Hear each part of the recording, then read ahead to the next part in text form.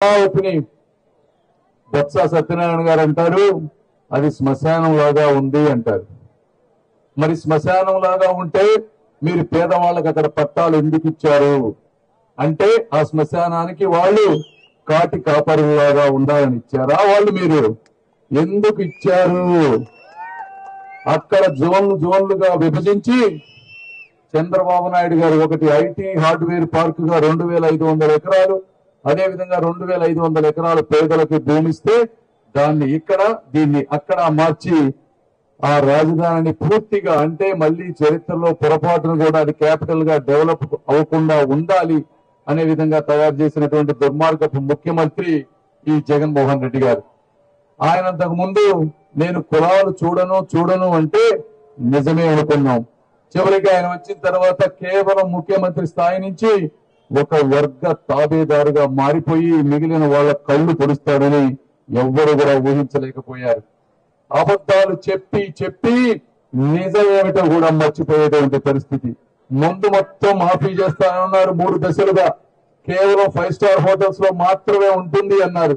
అయితే మందు మాఫీ చేయకపోగా ఎన్నోసార్లు రేట్లు పెంచారు.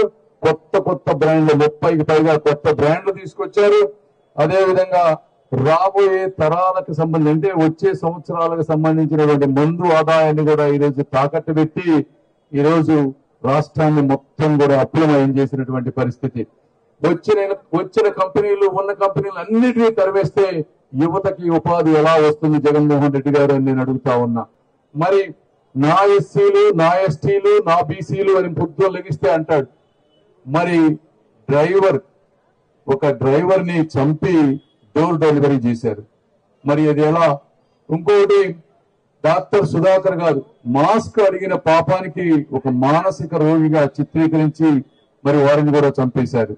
ఏ విధంగా మీరు ఎస్సీలు ఎస్టీలు అని మీరు మాట్లాడుతూ ఉంటారు. మాట్లాడితే నేను పేదల పక్షపాతిని అంటారు. మరి అన్నా క్యాంటీన్ ఎందుకు తీసేసావు? అన్నా క్యాంటీన్ లో ఎవరు తింటారు? ధనవంతులు తింటారా భోజనం? అది తీసి పారేశారు. ఏం అన్యాయం చేసిందని అన్నా క్యాంటీన్ అది చాలా మంది అన్నదాతలు చేసేటువంటి పరిస్థితి తీసుకెళ్లారు. రాష్ట్రం అంతా అప్పులమయం చేసేశారు.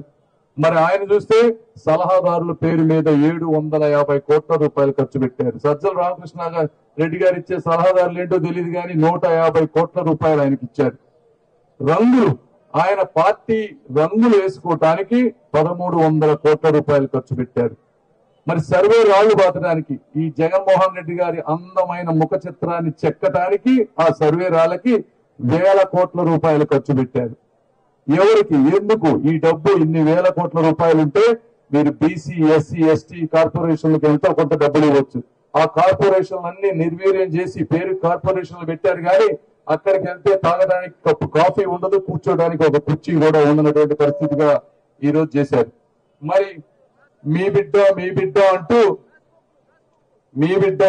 అంటూ ఆయన పోషించినటువంటి క్యాన్సర్ గడ్డ ఈరోజు గంజాయి. ఇది వాస్తవం కాదా? ప్రతి గల్లీలో కూడా గంజాయి ఉంది.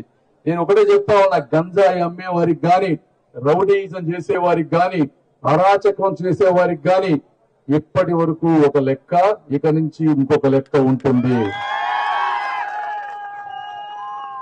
కాబట్టి మనోహర్ గారు చెప్పినట్టు ఒళ్ళు దగ్గర పెట్టుకోండి.